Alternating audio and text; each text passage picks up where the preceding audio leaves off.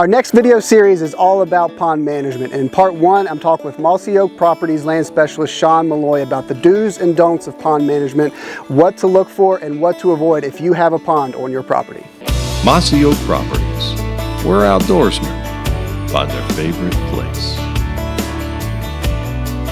As I mentioned in the intro, this new video series is all about pond management, and I'm here today with Mossy Oak Properties land specialist Sean Malloy, and we're going to treat this first video as if I'm his prospective buyer. I'm looking for a piece of property that has ponds or on it, and he's going to walk me through the do's and don'ts and what to look for, what to avoid maybe if there are ponds on a piece of property that I'm interested in. Good deal.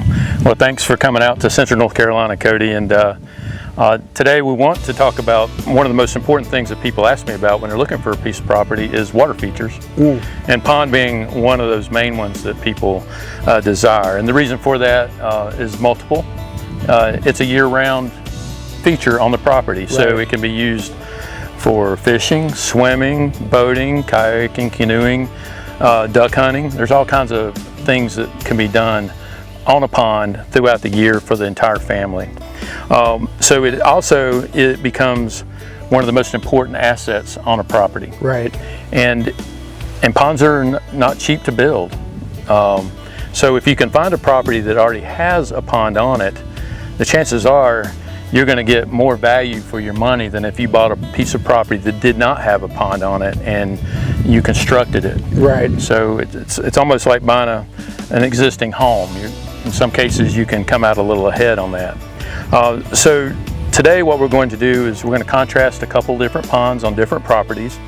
And the first one that we're at today is one that I think is a good example of a pond that needs some help. Okay. And what has happened with this pond, it's right behind us. It's a beautiful pond and full of wildlife, but over time it was not managed. And if you don't manage a pond, it's just like a field, forest, anything else on a property, Mother Nature's going to manage it for you. Right. So Mother Nature has decided to manage this for the landowner, and we're going to point out some of those things that could have been prevented. Okay. And we're going to show you what they are and what to look for on your pond if you have one, or if you're looking at buying land. These are some things that you want to look for if you're thinking about purchasing a property with a pond. Okay. So with that, let's get started and go for a little walk around. What do you think? Absolutely, sounds good. Hey Cody, we're here at the pond. When we get to the pond, the first thing I'm looking at is the ecosystem of a pond, and it's very important for a lot of reasons. It tells me a little bit about the health of the pond by the vegetation that's in and around the pond. It also tells me about the aquatic life that might be in the pond and how it supports the local wildlife. The other thing I'm looking for is sometimes the color of the water is an indicator of how a pond is being fed. It can be spring fed, it could be runoff fed. If it's really cloudy and dirty, that means we might have some erosion concerns to look at and look for. But when I look out at this pond, it's relatively clear, and we've had about 2.5 inches of rain in the last 5 days. And if this was not spring fed, it would be beat up. The mud from the bottom would be stirred up and it would be a cream color, this little pond. But when I'm looking at the vegetation around here, and we have a lot if you look, this tells me that the pond water is safe for vegetation. And vegetation also puts oxygen into the water for the aquatic life. Another thing vegetation can tell you is the water height and how it might vary from season to season, because some of these plants need consistent water height to grow. If they don't keep that consistency, they will die. And what I look at here, it shows me that this water stays consistently the same height all the way around the pond banks. So if I come across a pond that has rings on it on the banks, or we've got vegetation then no vegetation, that's a concern that might lead into, do we have a leak in the pond, maybe in the pond dam? Are we getting poor runoff? Is there enough runoff to feed this this pond? And sometimes ponds could start with good runoff, and then development around them, stuff gets diverted, water gets diverted off property or even on site, and it can affect the water being put into the pond. But this pond is spring fed, and that's pretty evident by the height of the water, the color of the water, and how clean it looks when you look across here. We've got a ton of wildlife in here. I see a turtle right over there. We had an otter or a beaver splashing. We've heard fish. We've got frogs. We've got hawks up above. So this little ecosystem is healthy, but not everything can be paradise. So we're going to look at some other things that are important for a landowner and a buyer evaluating a pond, and that's going to be the dam and access around the pond. So let's go take a look at that. Well, Cody, we've made our way around the pond just a few yards, and we've come to the spillway of this pond. And a spillway is super important. You've seen ponds that have a pipe in them for water drainage, but those pipes are just for everyday drainage, and if you get a heavy storm, they cannot handle the water flow that's coming through a pond. And if it can't handle it, then you have the opportunity for that water to crest the dam and cause issues. So a spillway is created from usually on one corner of the dam to allow water, when it gets to a certain height, to spill over without impacting the dam. And it's supposed to wrap around and drain off away from the dam. But as you can see right here, it's an excellent example of poor maintenance on this pond. The spillway is clogged. It's basically an extension of the pond. The spillway actually at one time spilled right through here, and probably over time due to debris, and we see debris in here now that has floated in. That stuff can build up, and as it breaks down, it turns into dirt and it catches mud. And then also you get some beavers and other critters that will go in here and mat it up because they want the pond to get as deep as they can. So this is a very important part of a pond and pond maintenance and management that some people just overlook. But as you can see, we are really close. If I get down here, you know, this is dam level right here. So we're not too far from this potentially cresting over if this water has no place to flow to. So this would be a number one concern. It will cost a few $1,000s to dredge this out, and the proper way to do it is dredge it where it flows, and then put some large stone in here that will allow that water to flow over it without eroding anything. And then periodically you got to come out here and remove these logs and debris and sticks and stuff off of that riprap rock so that it doesn't turn into this that we have here, which is causing some damage to this dam. But this is a good example of something bad to look for on a pond and around the pond dam. So spillway management is definitely of concern when you're looking at a pond. All right, Cody, we are now on the dam. We're literally 10 yards away from the spillway where we had issues, right? So what do we see here? If we come on down and look at this, you see where the water level of the pond is. It's almost at the point where it could crest over. And if I look here, I'm looking at all this debris right here. You see how it's all matted up, leaves are pushed up. This pond has spilled over its dam, and it's come all the way down to this point, and here's a big rodent hole done by a groundhog or a nutria. And if I look down there, we'll put the stick. I want you to see how deep this hole is. Look how deep that hole is. That's a good 3 feet. And you can hear the water running.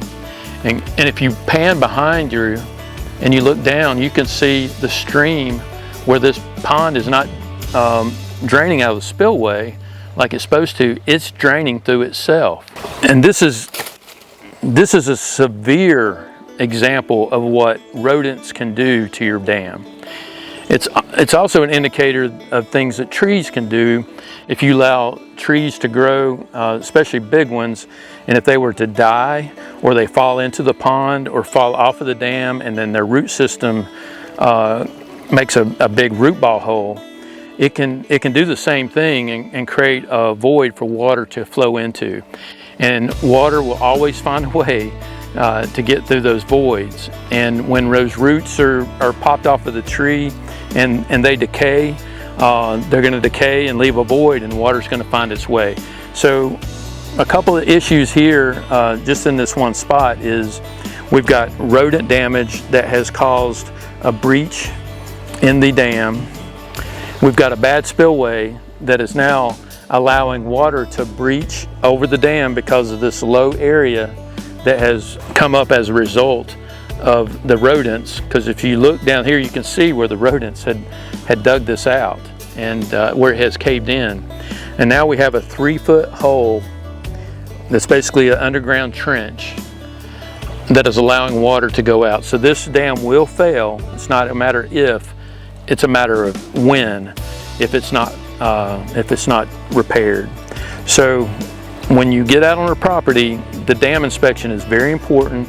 Take your time, look for things like this. Sometimes there's not a hole and you would not hear this water flowing, but you might see it on the back side of the dam. And if it doesn't look natural, like that's where it's supposed to be, it's not natural.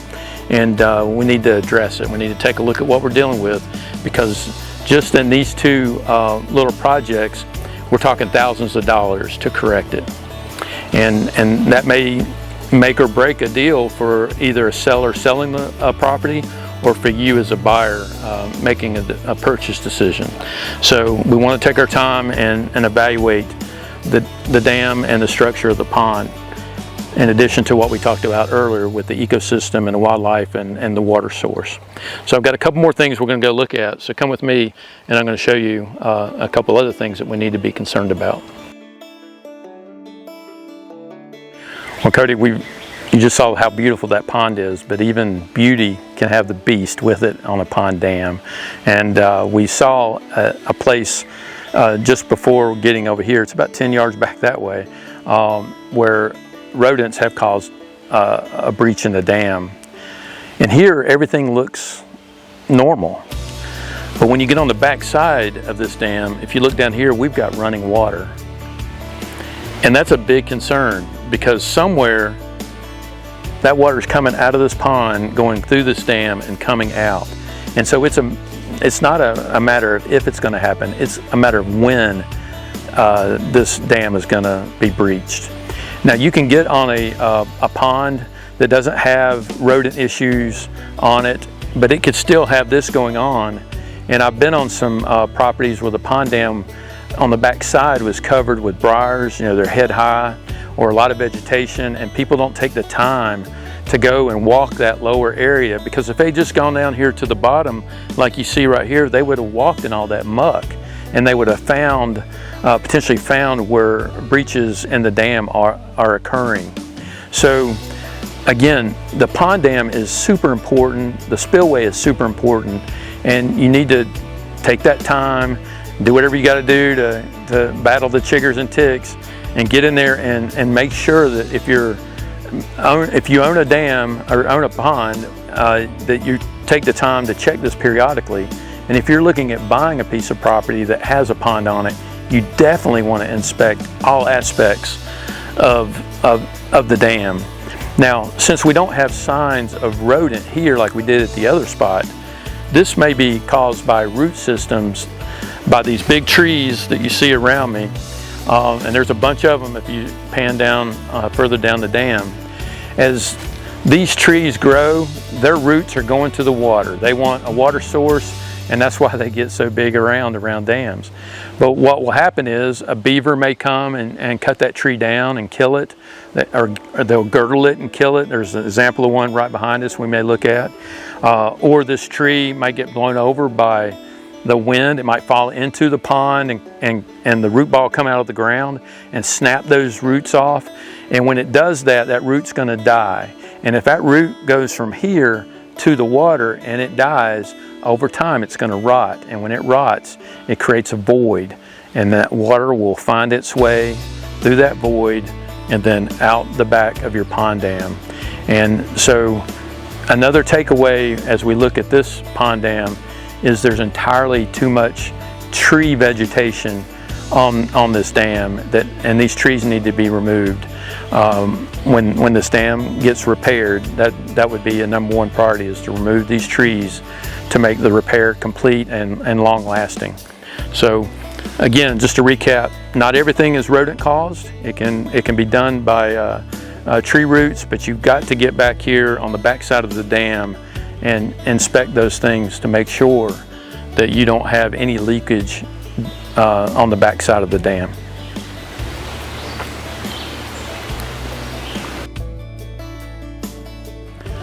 Well, Cody, you know, when you're on this pond dam, it kind of seems magical, doesn't it? You've got this nice walkway with water beside of you and arches of shade, but in reality, this is not healthy for this pond and the pond dam. The pond is an asset. It costs a lot to build one. It costs less to maintain it if you have it. These trees are not healthy for a pond dam, and I would recommend that if you're looking at buying a place that has a pond, or you have a pond now, that you look at which trees you might want to remove, if not all of them, and keep them off. Some of the best pond dams in the world don't have a tree on them. They have it where they can mow it and maintain it, and with just keeping grass on it. If you want trees around your pond, have them on the edges, and that's where you do your fishing, and you can have a walking trail around and get the same effect here. But your pond dam is so important that you can't let this grow up, and don't let the beauty of it blind your foresight of what's to come if you leave this like it is. It's going to create the issues we saw, giving the rodents cover, giving beavers food, and then also creating potential gaps in the dam for water to drain off of. Vegetation management on a pond dam is super important, and I just want to point that out to you while we're here, because it is a beautiful setting, but at the same time, it is not what you want on a pond dam. Cody, one other thing that we need to consider when we have a pond is liability and risk, not just to our families, but to neighbors and potentially trespassers onto our property. And this pond is really close to the property line. And as you pan over my left shoulder, you'll see a survey stake in the ground, but there's also a neighbor's backyard right here.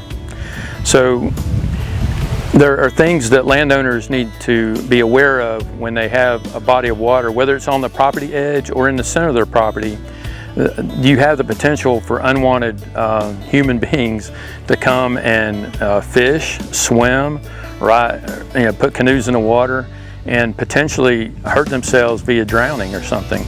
So you need to evaluate your risk if you already own property that has a pond on it, but also your risk if you're buying property that has a pond. There's things you can do to mitigate those risks. You can fence, you can post, you can talk to neighbors and let them know that, hey, I'm the new owner and we don't allow folks in here, so if you see anybody coming onto the property, please give us a call so we can notify law enforcement if needed. Also, there's some additional property insurance concerns that you need to think about, and in the forms of liability coverage, maybe an umbrella policy to add on top of your standard liability in the event something bad was happened and somebody got into your pond and drowned. So it's just like having a swimming pool on your property. It's just a natural pool, and you need to care for it in that manner. You want to keep your neighbors out of it and critters out of it, but it's the same with a pond. You need to plan for that and understand that you as a landowner have some responsibility to safeguard other people from your pond.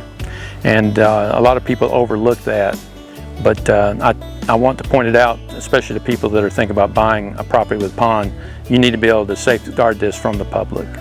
Well, Cody, we've spent a little bit of time on this pond, and I've shown you some of the things that you need to be aware of if you're thinking about buying property with a pond. What are your questions? What do you think? What I think is it was an incredible learning experience for me, because as somebody with very little experience in a habitat type like this or a property asset like a pond, You know, I roll up to this and I see a big body of water. I see it may have some wildlife value. I see it may have some recreational value or opportunities. But once you visit with somebody like Sean, who looks at it more detailed with a trained eye, you realize there's a lot more to it than just a body of water. So Sean, my question to you would be, what does a managed pond look like? Well, that's a good question, and I've got the place I want to take you and show you what a highly managed pond looks like. But it still has issues that we need to talk about, Cody. All right. Mossy Oak Properties, where outdoorsmen find their favorite place.